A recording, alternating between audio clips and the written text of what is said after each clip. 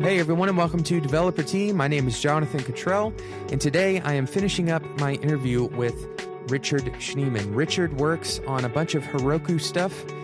Specifically, he does Ruby at Heroku, and he also helps run the Keep Ruby Weird conference. He created Code Triage.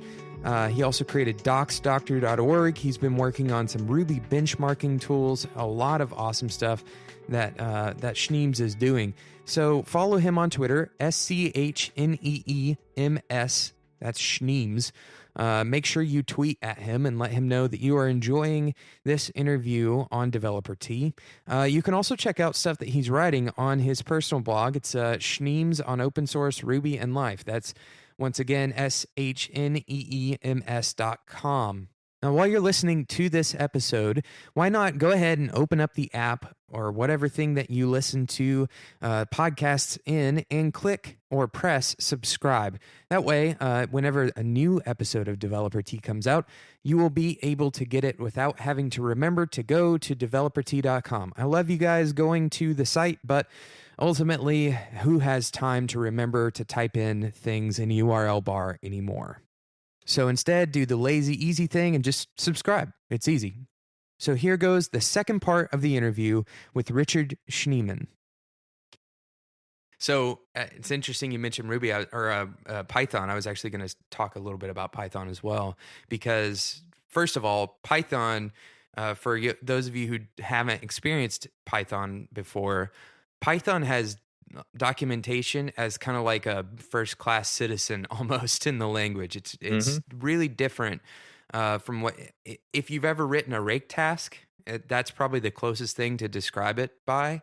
But at the beginning of most Python methods, it's a triple quote string that explains what that method does. And obviously, some methods don't need that because they're simple enough that they're kind of self-documenting. But for things that are abstracted or whatever, it does basically what you would do writing documentation elsewhere, but then you can generate that doc, up the chain. But this has been in Python and kind of like a convention that the Python community has agreed upon for quite a long time. But I was going to mention it because I actually, when I first started programming, I came upon this really cool. This is like a long time ago, but it was delivered as a podcast. It was called Python Osmosis, and it actually reminds me a little bit of Docs Doctor because basically the idea was you just kind of sit back and let somebody else tell you things, and the idea being okay, I need to learn Python, but I have no idea where to go. I don't have a path, to start, and I have no programming experience at all.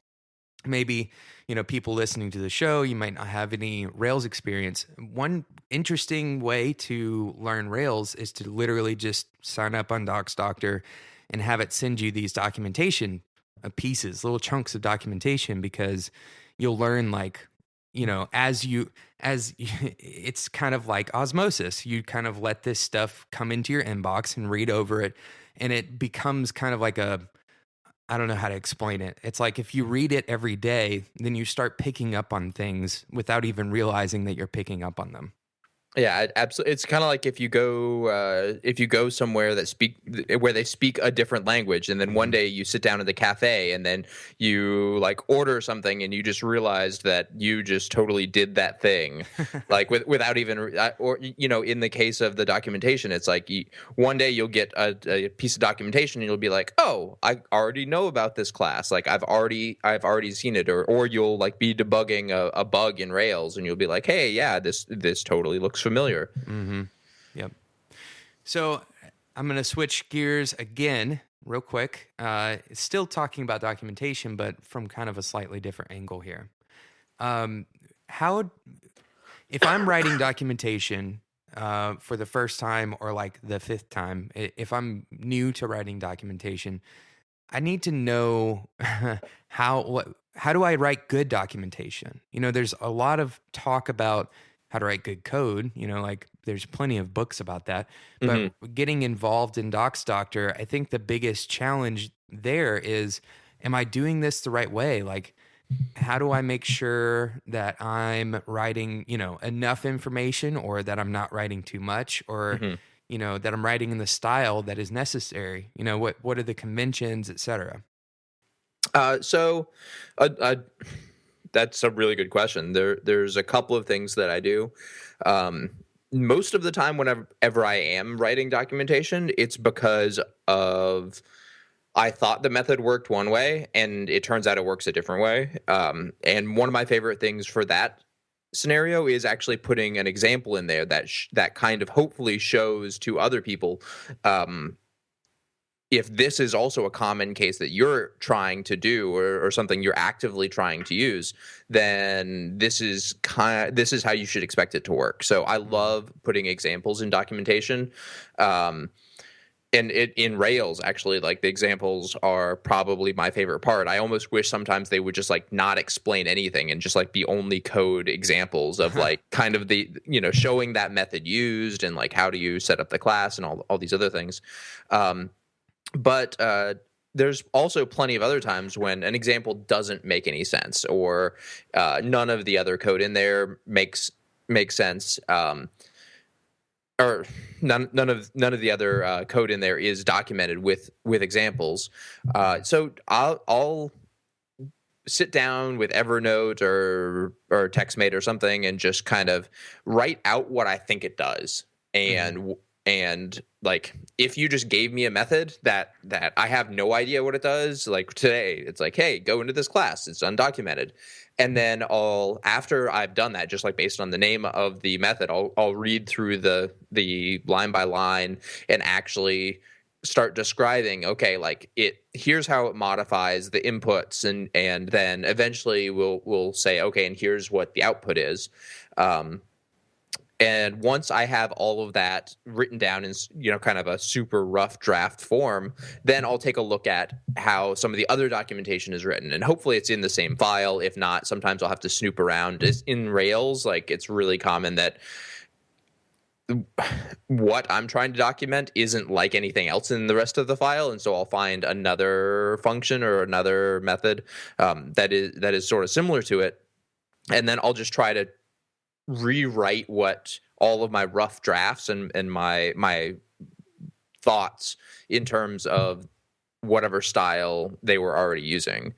Um, and also, at the same time, if it's like truly a style thing, like, the best way to document something is to document it. Like, the best way to like Mhm. start writing comments is to start writing comments. And Sure. Yeah. when you submit a pull request, then I know it must have, like, it's super painful whenever I get anything like closed, or they're like, sorry but no thank you. But at the end of and the end of the day, like, you learn something, and so, like, you now know about this internal method, and you know how it's used and how other things kind of fit together.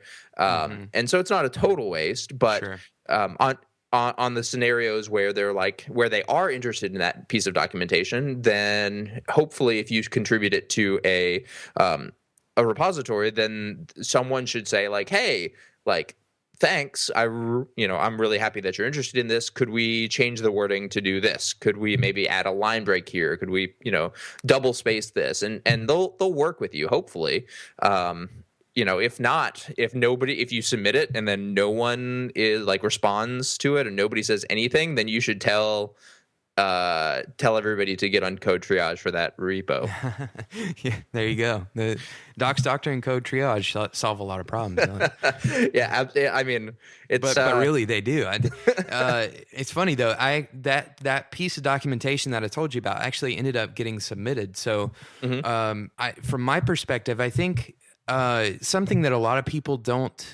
T- I I guess what I'm trying to say is, don't be afraid to have an opinion, Oh yeah, for sure. because I think a lot of people look at, like the Rails project. You've been working on that for a long time and you're just now getting commit access, which sounds like, man, it must be like a huge hill to climb to be able to to contribute to something as important and, well thought out as Rails. But ultimately, the people who made Rails are making Rails with opinions, and Hmm. you have opinions, and your opinion matters. Like, it doesn't matter how long you've been programming, like, share your opinion. And it's very likely that something about your opinion will either help you to learn why your opinion needs to be shifted, or it's going to be something that nobody else has thought of before. And like, guess what? Your commit actually just got accepted, you know, and it's in the history books or whatever. Oh yeah, absolutely. Like when I first started, I kept on thinking like, oh, somebody is gonna just jump in there and they know this file like the back of their hand, and they're gonna like yell at me and make fun of me, and it's like cancel your GitHub account. Yeah, they're gonna find out where you live and shame you on Twitter. throw things at you. Like, you know, and it's like we're very, you know, Rubyists are one of the most happy group of programmers. Like, obviously there's some bad eggs every now and then, but by and large, especially if you're on the Rails project, we really go out of our way to say, you know, thank you. You know, if we're merging your pull request, we say thank you. Like if I'm closing your pull request, I say thank you for you know submitting the pull request. You are probably more of an expert at that moment because you have an opinion, and exactly like you said, it is, if you have real actual experience, that's actually why Rails is so good. And like basically 37 Signals was like, hey, we don't like how we're developing apps, we're gonna make it how we think it should be made.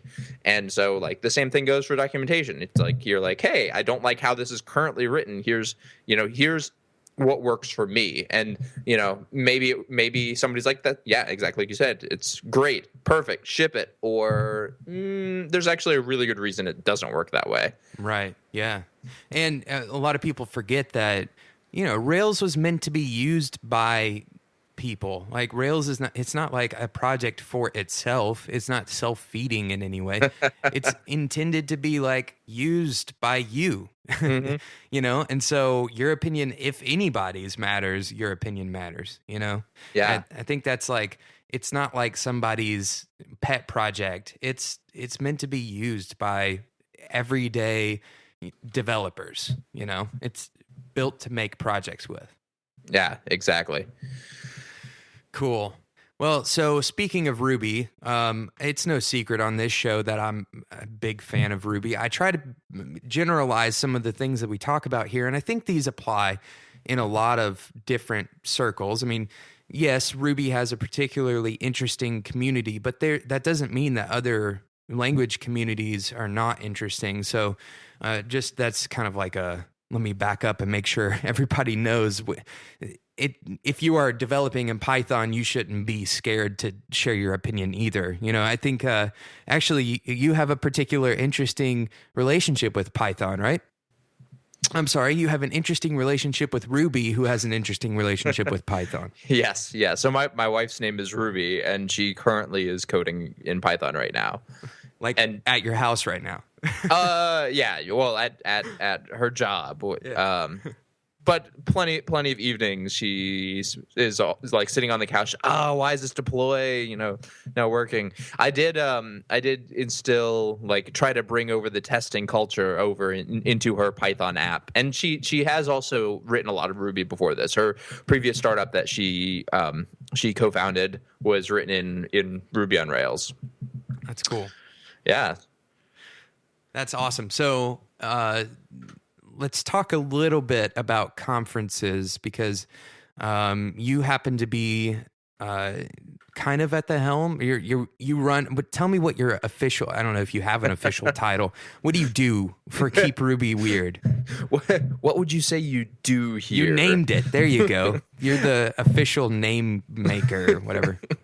Yeah, so Office Space was actually filmed in Austin. I don't know if a lot of people know that, but that line is from Office Space. Yeah, some of the buildings actually still exist. But anyway, I digress. So Keep Ruby Weird it's a conference we throw in Austin, and it's about how great we think Ruby is, and keeping it great by keeping it weird. Focusing on, a lot of people focus on the business side of languages and the business side of programming, and like sometimes you just got to go out there and play, and that's and that that's how children learn and grow and develop, and like adults aren't any different. So if we don't stop and do that, then we won't advance. So Keep It Weird started because we got a couple guys together and some beer, and then it just happened. And brats, right? I heard the story on what was it? Ruby Roast? No, it was the Thoughtbot podcast. You talked about it on there. Yeah. I was sitting down with Caleb, Britt, and Terrence at Frank's, and we were having just some really good. They have homemade sausage of all different kinds, and Britt was like, "Hey, we should throw a conference," and I was like, I have the perfect name for it, and so together we've all kind of banded together, and we threw the conference for our first year. It was incredibly successful. We sold out in like 5 hours, and we heard a lot of positive things from a lot of people who go to a bunch of conferences. So, can you hear that in the background? The whistling sound. My Roomba just started. I'm gonna go shut it off. Okay. Okay.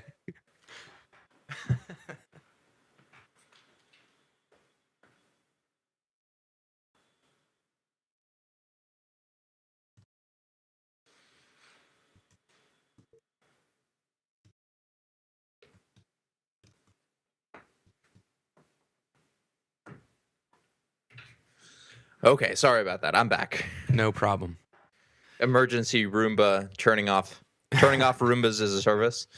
I got my wife a Roomba for Christmas actually, and it is quite loud, but it's funny to watch her interact with it because most of the time she stares and watches it and like supervises it, which is basically the same thing as doing it yourself. Totally. Well, so I've had a Roomba for a number of years. We actually recently upgraded to a nicer one that has the programmable. You can like tell it to go on.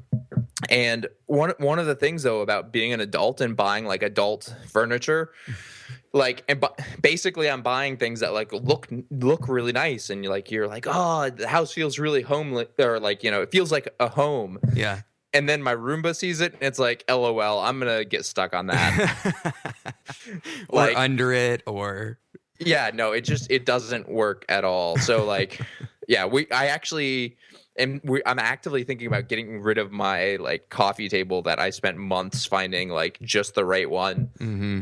Because I didn't consider it has a metal bar all the way around the base of it. So it's not that it can't clean under it. It'll get one wheel stuck. And then it's so annoying to pick up and move back to the dock that I'll just leave it there. It'll get stuck for a little bit, and then it'll be like, can't go anywhere. I'm just going to turn myself off. The automatic scheduler will come back on in the next morning, and it'll just like sit there. And it's like the most.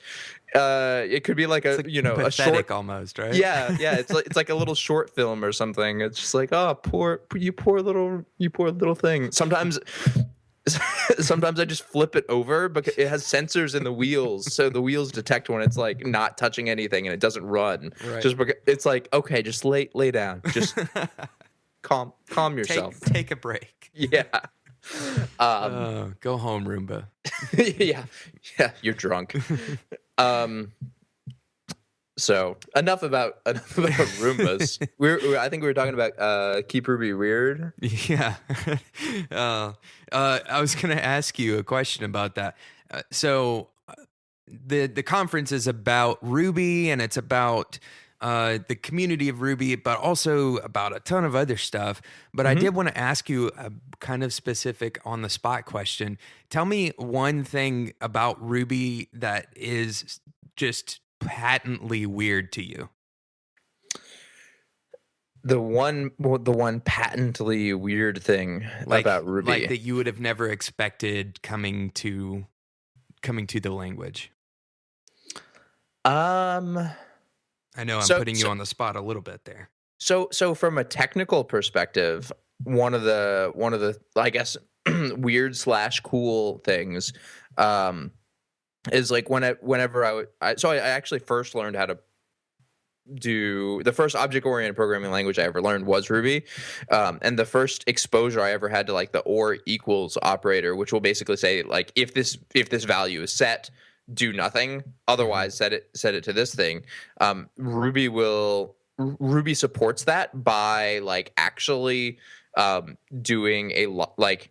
It doesn't have a special or equals operator. It actually evaluates both of them independently, which makes it a non-atomic operation, which actually has some problems with if you're doing concurrency code.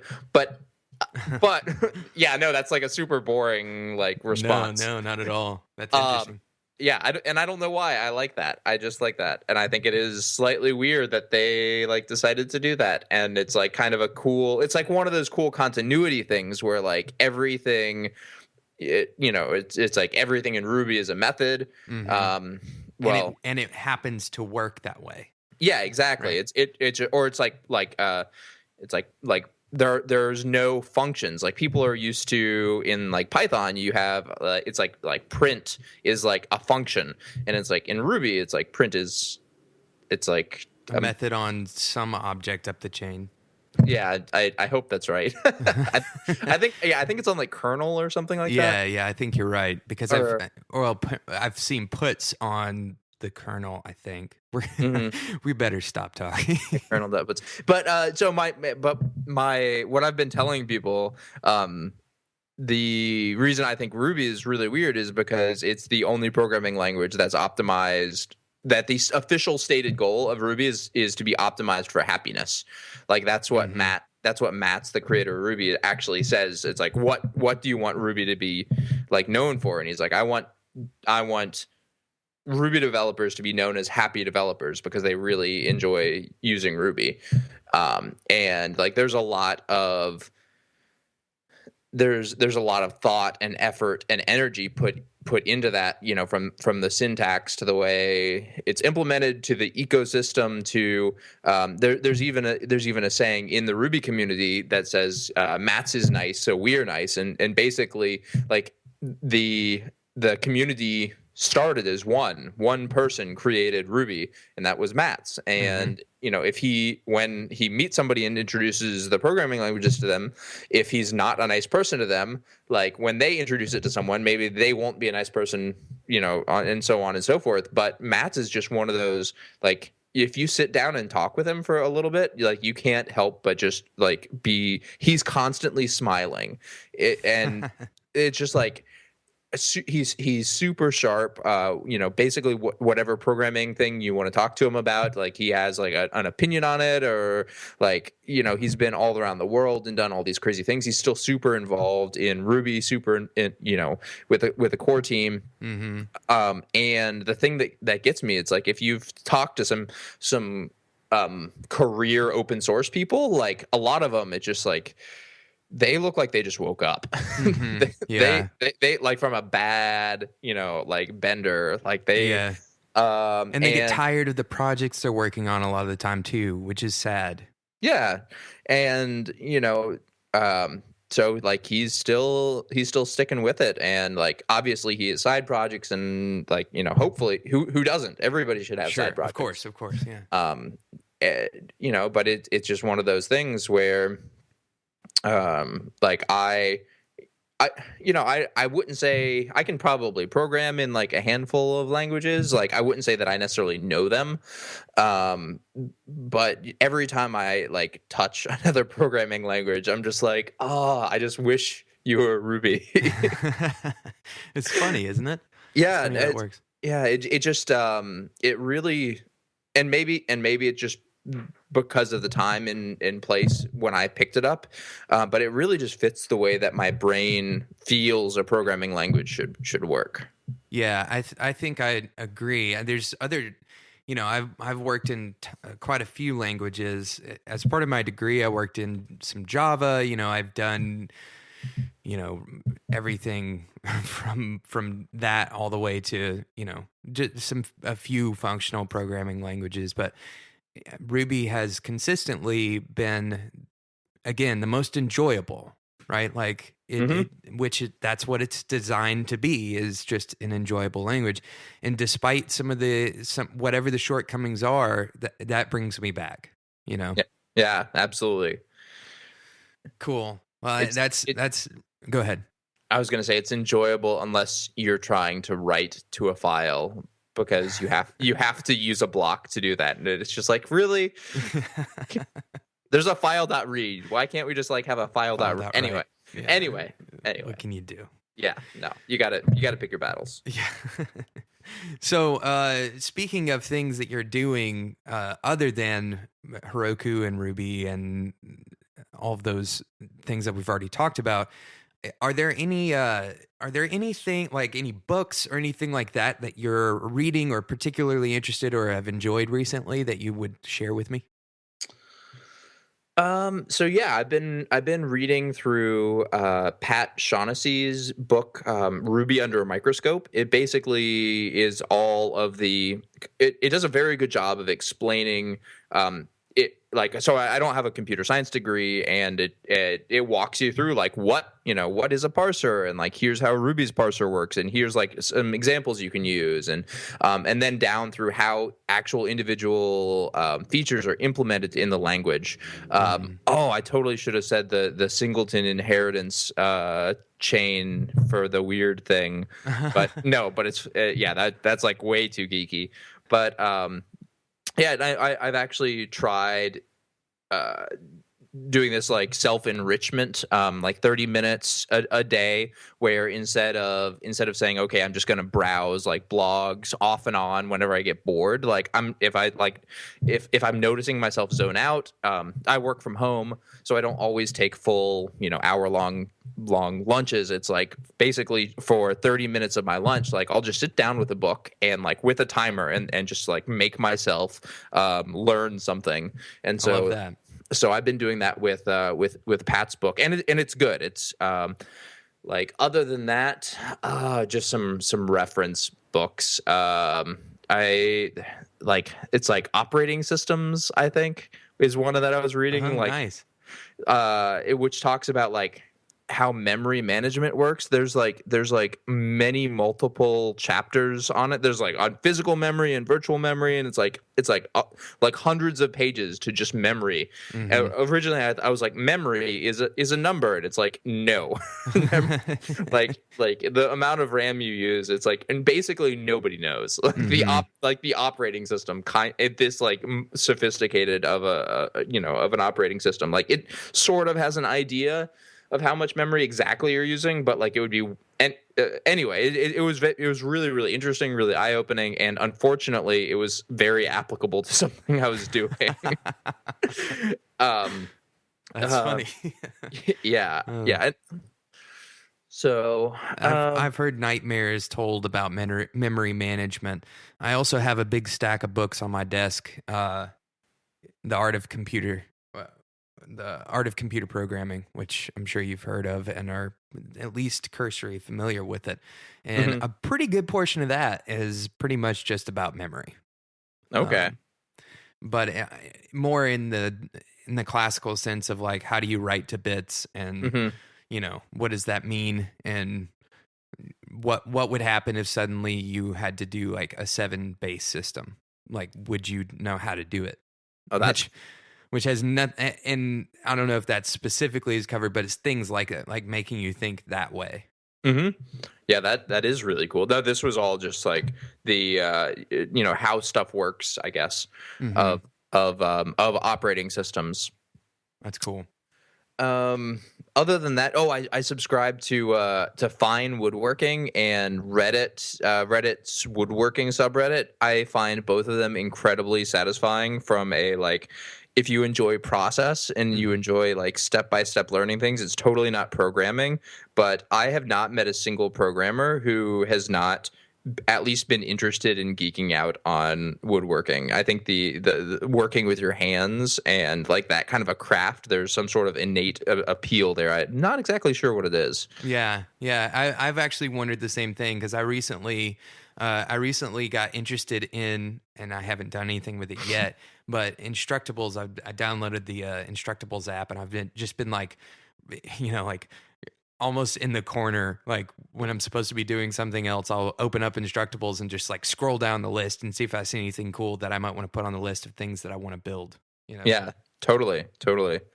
I think it's the maker thing inside of us. Like we build a lot of software or whatever you want to call it, an app, and then like it feels like we go home and like it doesn't. Sometimes it's hard to see that building under our like in front of our faces. Mm-hmm. And we can open up our phones or whatever. But like for instance, I just got some beacons, some Bluetooth beacons, and I've spent some time just playing around with those and. I threw up a like a Sinatra app, and then I think it was actually I was inspired by a talk that was given at RubyConf about Bluetooth beacons. But anyway, you can just kind of like if you don't know what a Bluetooth beacon is, basically it's just a little it's like a Bluetooth. It's battery powered, and it broadcasts a Bluetooth signal and. Your phone can listen out for that signal and then respond to it in some way. And so there's an app called Beacon with 2 E's instead of an A, and you can send a post request whenever you hit that beacon. Well, I I set it up at work today, and basically I walk into a room and a song starts playing on the Sonos speakers because there's actually a Ruby gem who knew that will take over the Sonos in the room. And it's just like this really cool like physical thing that completely captured my brain for a couple hours. That is really cool. Yeah, it's a lot of fun. What was the song?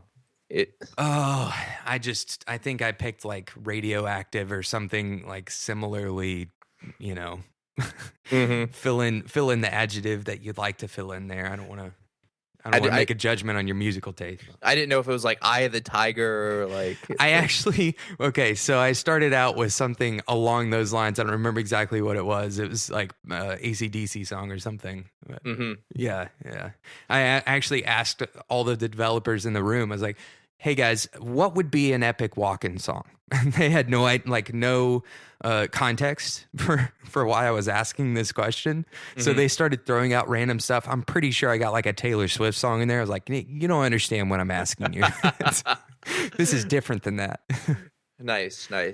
Yeah, it kind of it's like one of the old jokes about like picking a song for like your like what you wake up to. It's like, okay, pick the song that you're gonna hate for the rest of your life. Yeah. It's like it's like very carefully. Right.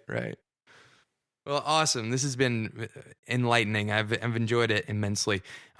So one last question that I like to ask guests, and hopefully this won't be too much of a all of a sudden kind of question, but if you had to sit down with a brand new programmer or somebody who is relatively experienced in the field and give them, 30 seconds worth of advice, what would that 30 seconds be? Oh, that's really hard.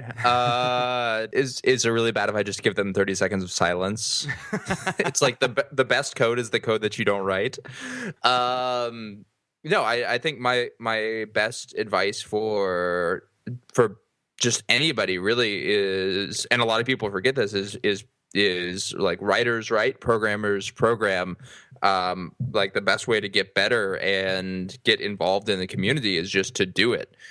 Go out there, figure out, make a goal and say, like, hey, at the end of this year, like I'm going to get committed into Rails. Like that's not hard at all. Mm-hmm. Like that's like you're like lowballing yourself. And then work backwards and say like, okay, what are the steps I can take to do that?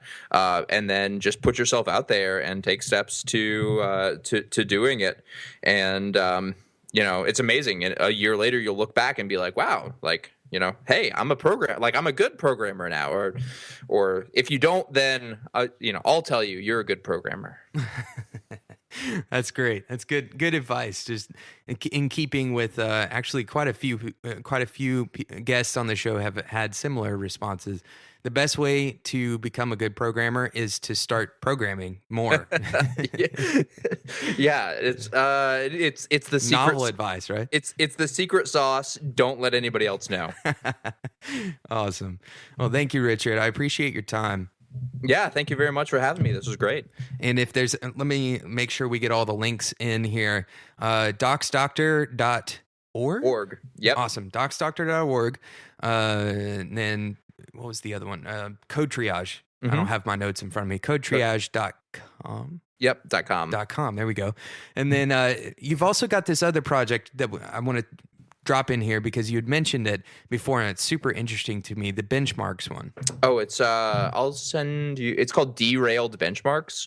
It's on GitHub, github.com/Schneems/derailed benchmarks. Yeah, and the basics of that are it's essentially you can spin up a Rails app without connecting it to a port and then interact with it in ways that will test it like from a big benchmark perspective, not from like functional test or, controller test or whatever, but from being able to say, this code is faster than this code, right? Mm-hmm. Yeah, you can do that. One of the things I wanted to know is like, hey, how much does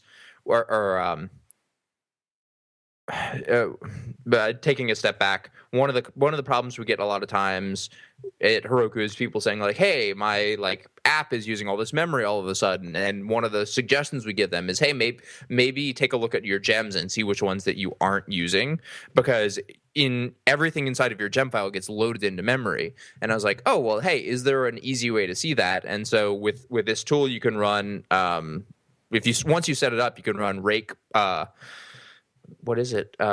Require bench, perf require bench, and it'll show you every single time require gets called in your app and how much memory that require consumed. Wow. So if you require, and from this we found that that mail was using something like 30 or 40, like you're just requiring the mail gem was taking up like 30 or 40 megabytes. That's incredible. And then from that, we were like, oh, hey, we don't need to do this way. We can do it this other way. And then we saved mail, like anybody who's using the mail gem, we cut off like 30, 40 megabytes out of their startup memory time. And it's like, even if you're not using it, it's still loaded into memory and it's still like, you're still paying for it. Yeah. It's just a bunch of different kind of stuff like that. Things that essentially a collection of things that I have found useful. Very cool. Very cool. Well, Richard, I appreciate your time, and thank you for joining me on the show. Yeah, thank you.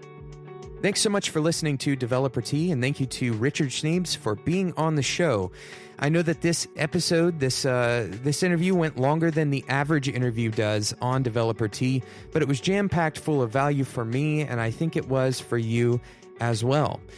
If you're enjoying the show, make sure you let others know by going onto iTunes and leaving a review. It's the best way to help other developers find Developer Tea. You can always connect with me on Twitter at @DeveloperT. You can find Schneems on Twitter as well. It'll be in the show notes, which you can find at developertea.com. There's also a contact form there if you want to ask questions or send feedback. And until next time, enjoy your tea.